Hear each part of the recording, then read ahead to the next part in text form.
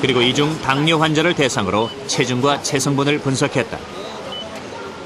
체지방은 몸의 구성 성분 중 지방이 차지하고 있는 정도를 말하는 것으로 체중과는 별개로 실질적인 비만 상태를 알 수 있다.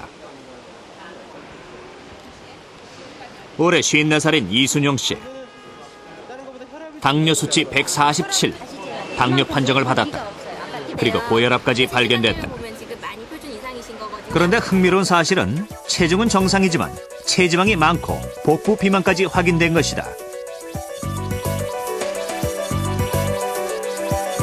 몸무게 50에서 51, 2 정도 나가니까 그렇게 심각하게 생각해 본 적 없거든요. 야단났는데요. 예.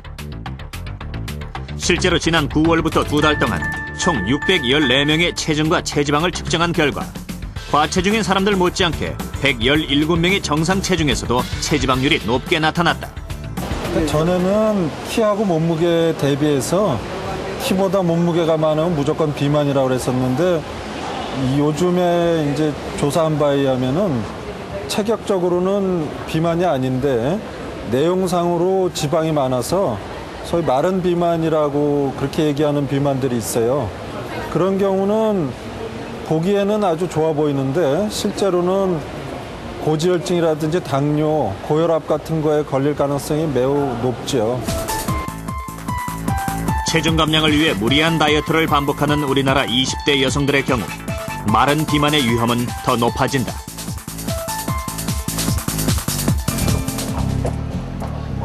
다이어트를 많이 한 20대 여성들과 체중이 많이 나가는 씨름 선수들의 체성분을 분석해봤다. 57kg으로 표준 체중인 송혜영 씨. 무용을 하기 때문에 다이어트를 철저히 하는데도 쉽게 살찌고 찐살은 잘 빠지지 않는다. 체지방 막 올라가는데. 송 씨의 검사 결과 근육량은 부족한 반면 체지방은 표준 이상이었다. 체중 163kg, 씨름계의 골리앗 최홍만 씨. 근육량은 보통 사람의 2배가 넘는 140kg. 그런데 체지방률은 불과 9.3%에 불과했다. 복부 CT 검사를 통해 내장 지방량을 측정해보기로 했다.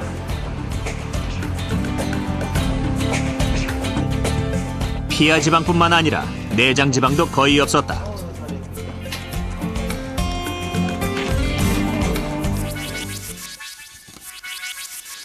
같은 체중이라도 체지방이 많은 사람과 근육이 많은 사람은 살이 찌는 정도가 다르다. 체지방이 많은 사람은 열량을 몸속에 저장하지만 근육이 많은 사람은 열량을 효과적으로 소비해서 살이 찌지 않는다. 근육이 지방을 분해하기 때문이다.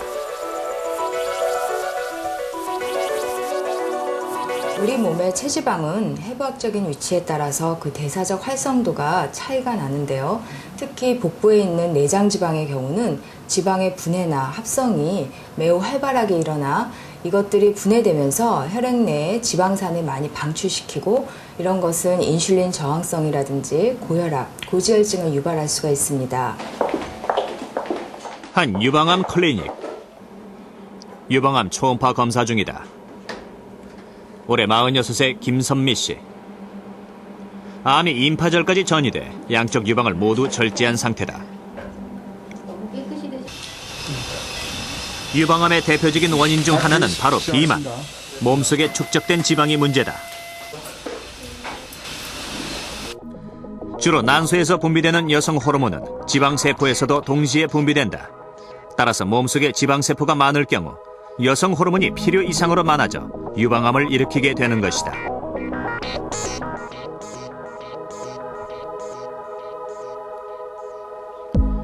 김선미 씨의 체지방을 재보기로 했다.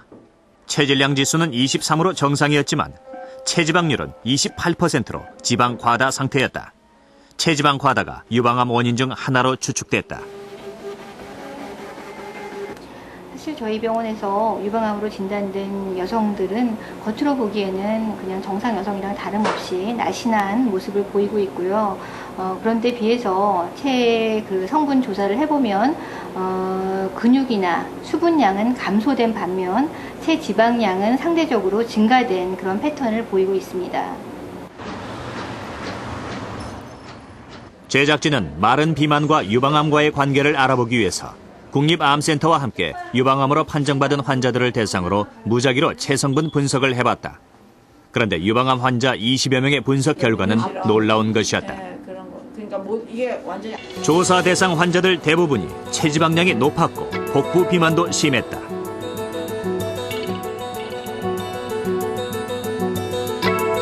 대부분의 유방암 환자들이 단순히 키와 몸무게로 계산되는 체질량 지수에선 정상 범위에 속했다. 그러나 실제 체지방률은 정상 범위를 웃돌아 지방 과다 상태인 마른 비만의 경향을 보였다. 그냥 오전 한 9시부터 10시 반까지 한 20분 정도를 했는데 너무 놀란 게 모든 분들이 다 가체중으로 나왔어요. 한 분도 빠짐없이. 그래서 제가 실제로 그냥 단순히 체중을 재고 키랑 이렇게 비교해봐서 비만이 아니라고 생각을 했던 분들도 엄밀하게 체성분 검사를 해보니까 다 복부 비만이거나 혹은 체지방량이 높고 근육량이 굉장히 모자라시는 분들이었습니다.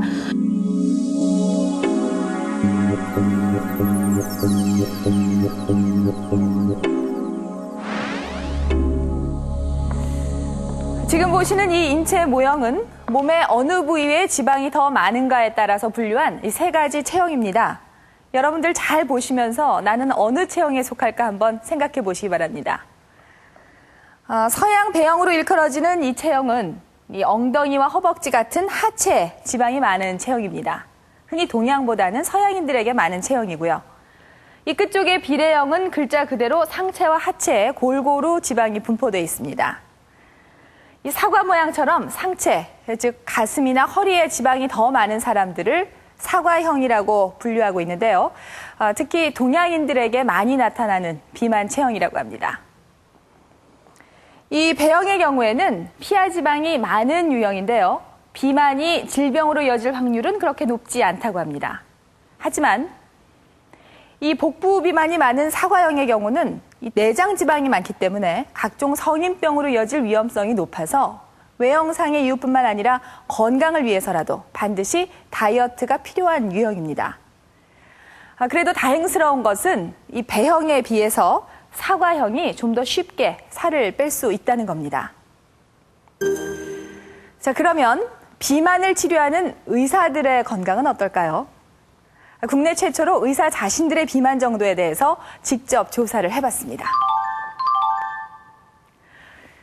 놀랍게도요, 의사들 본인이 31.8%가 과체중이라고 진단을 하고 있었고요. 그리고 5.9%는 비만이라고 스스로 진단하고 있었습니다. 그리고 44% 의사들이 체중 감량, 즉 다이어트를 시도해 본 경험이 있다고 답변을 했습니다. 그렇다면은 이 의사들은 어떤 다이어트 방법을 썼을까 참 궁금한데요.